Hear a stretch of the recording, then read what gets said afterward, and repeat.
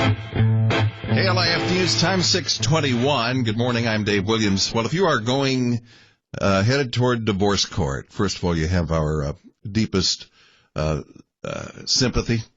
I've been there. Terrible time.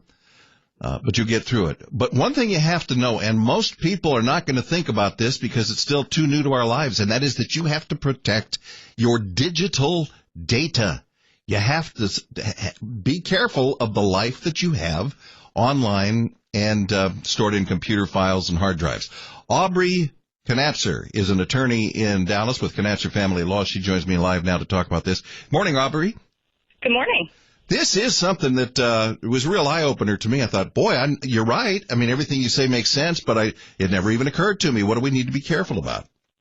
Well, it's amazing. Every case I file or defend these days has some sort of electronic evidence component to it because our digital footprint and our technological age is something that encroaches on every aspect of our lives. I mean, your cell phone has all sorts of little pieces of technology in it that track you where you go, that can give a time and date stamp for every photo you take, that can tell a judge or jury all sorts of information about where you were when a photo was taken, where you were when a phone call was made, where you were when an email was retrieved. And oftentimes, spouses who have joint accounts for electronic devices, like your iPhone, for example, don't realize that when you back up on a family plan to the iCloud, that everybody's emails and photos and perhaps even everyone's text messages on that plan are shared on the cloud with every other user. So you're going through a divorce and you're still getting every text message that your husband, soon-to-be ex-husband or soon-to-be ex-wife, is sending or receiving between she and her boyfriend, between he and his girlfriend, between he and his lawyer, which is a whole other issue. Mm-hmm. And, I advise people before you file to try to sort all that out and make sure you can separate those accounts so that doesn't happen once you do file. Yeah, this is not a good time in our history to have a secret life of any kind. Well, there's almost no such thing. Right. Now, and another consideration, and boy, I know most people probably are aware of the falls you can take when you're playing around online, but just be careful of what you're writing on Facebook and other social media, right? Absolutely. I mean, I can't think of a recent case where I didn't look at the opposing party's Facebook page and actually look at my own client's Facebook page to see what are they posting.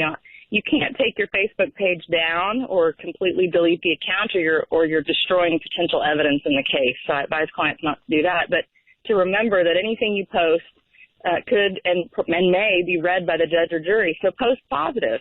Say things that will help your case or don't say anything at all. I mean, it's just like what our moms used to tell us. If you can't say anything nice, don't say anything at all. Don't create bad evidence for yourself. Potentially create good evidence for yourself. Great advice. What else? What am I missing here? What about, we all own personal, at least in our family, I have my computer. My wife has her computer. Are those accessible by the spouse when you're going through a divorce? It depends on who owns the computer, whether it's password protected, whether it's a shared family computer that multiple people have the password to and the username to.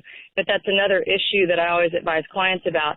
A lot of us don't trust our memory to remember different passwords and usernames for different devices.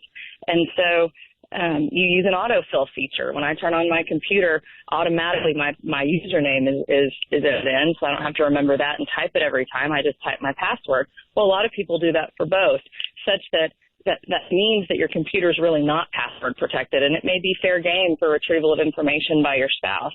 So remember to secure all your devices before you file for divorce. Yeah, same question about smartphones now. Do I have a right to look at what's inside my wife's phone and vice versa? Not unless she's given you consent.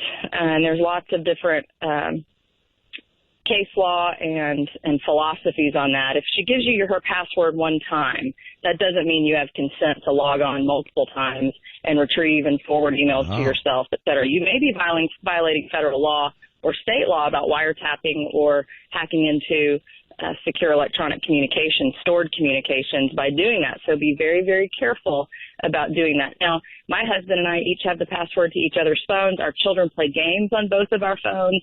I know his password. I'm on his phone frequently and vice versa.